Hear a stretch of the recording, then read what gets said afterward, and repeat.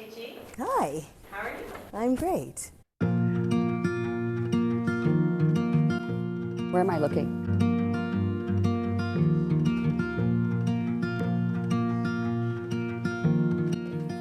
Thanks for being here. Happy to. Anything for the youth group.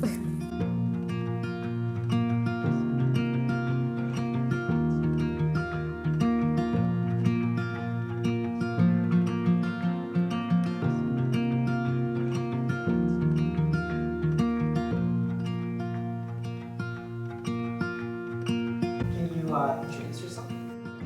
My name is Anita Abraham. Stanley Burgess? My name is Ankita. Jamsi Miriam Joseph. Do you think of yourself as a planner? Yes. No.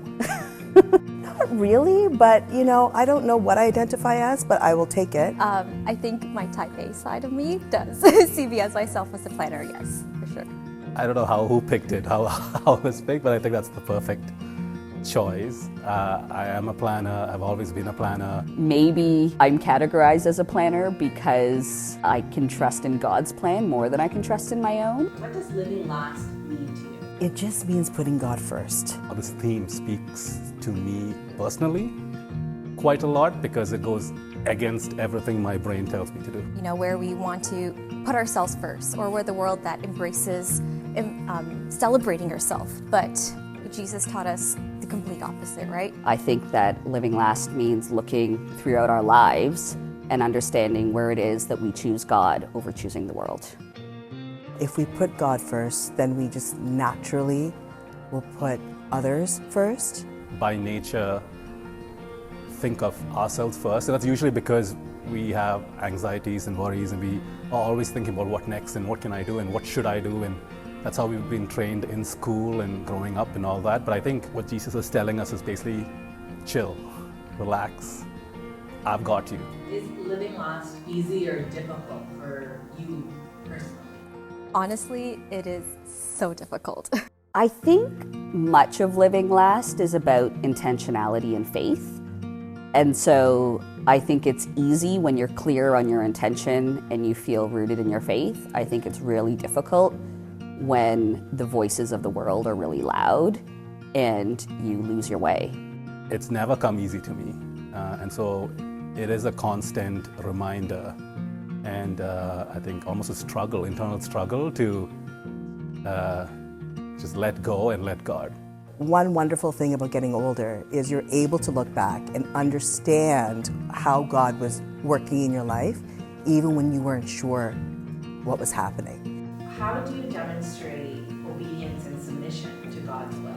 Obedience is the act of stepping in faith. It's not the act of understanding. My obedience comes from knowing that I'm so surrounded by His grace. Do that when I hit a dead end, or I usually, hit a low point. Then there's nothing I can do. And then I submit to God, which I know is not the right thing to do. I have to take a moment. I have to take a moment to step out of it. And a lot of the times, I have to turn on Spotify, listen to a worship song, and change my mindset. For me, it's a constant reminder. I think there's a verse, Psalms 46:10, that says, "Be still and know that I am God."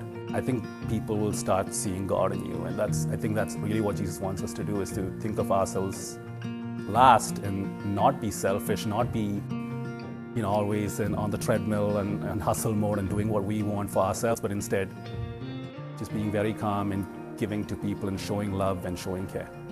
If my focus is on what I have, I will always want more. But the moment my focus is on who God created me to be, that comes with freedom and rest. I go to God in prayer and petition, and also know that that might not be the best thing for me. Would you say prayer has helped you discern what God's will is for you? Pray all throughout the day, because I just see it as a constant conversation with God. And that is prayer, right? Just talking to God. And it's not like I'm telling God anything new or surprising that He goes, "Oh, wow, I didn't know that, Stanny." You're in a sense of peace and calmness, and whatever decision you're going to make next, you know that God's next to you and gives you that strength. The moment you believe that prayer can literally move mountains or prayer can change a circumstance, it becomes a powerful weapon for you. But I've had the most peace when I live last, when I completely submit to God. And I think the reason for that is me realizing that, our God, He's not just a God of our strengths and our personality and our talents. He's also the God of our weaknesses and our flaws and our imperfections. And as a planner, I don't want to think of the second part. I'm always thinking of, I want to be in control and my strengths, my talents, how can I solve this? But the minute or the second I think that God is also the God of, my anxieties, my fears, my doubts, and all my weaknesses and flaws, that just gives me so much peace. Do you have any advice for planners who are struggling to let go of their own dreams and their hopes and their vision for how they see their life? I think it's very important to have a vision. People call it manifesting. I think it's God. In general, I would say have a vision, have expectations, but then you have to let it go. That's the hardest part. You have to let it go and put it out there and then let God do His magic. It's very hard when you're a planner, or you want to control everything, and that's instinctively in you. God's plan is honestly what I should rely on and try to use my planning on other ways in the sense of giving back. Without realizing that God has helped me through a situation like this many, many times in the past. And so maybe it's short-term memory loss. It's like, why have I forgotten that? And why can't I just think about those times God has been with me? And that should give me strength to go through this, whatever new situation I'm going through. When you've seen God work in your life, do not forget that. Give yourself reminders, if you have to, of God's love for you and how God has helped you. And that is almost like teaching your brain and teaching your mind to be still, calm down, and just do the same thing, submit to Him. One wonderful thing that I have is I have a really strong network of women who happen to be Malayali, and most of them are Marthamite. And that happened via conferences. And so starting at a very young age, at 12 years old, onwards, these bonds started forming.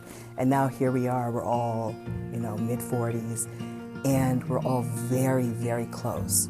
So in moments of trouble, I can turn to other women who I've known for my entire life when I don't have the strength, who will send me Bible verses, who will lift me up, who will remind me about who our Father is.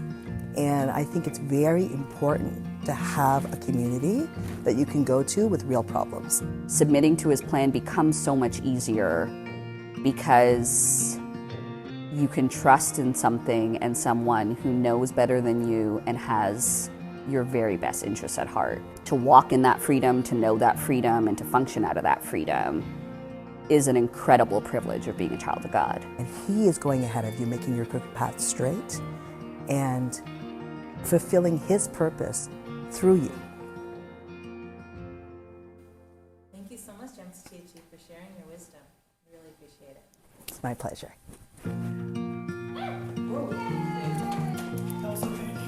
Good.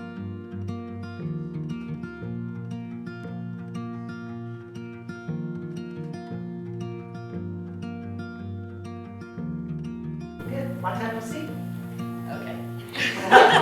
What you been up to?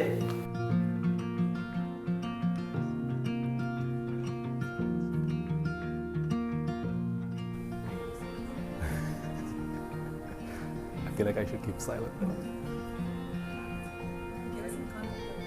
Oh. Perfect time to tell Jibin, my husband, we're buying a car. Okay. Oh my God, I cried. Stop. I'm marking quotes that are talking about? I'm like,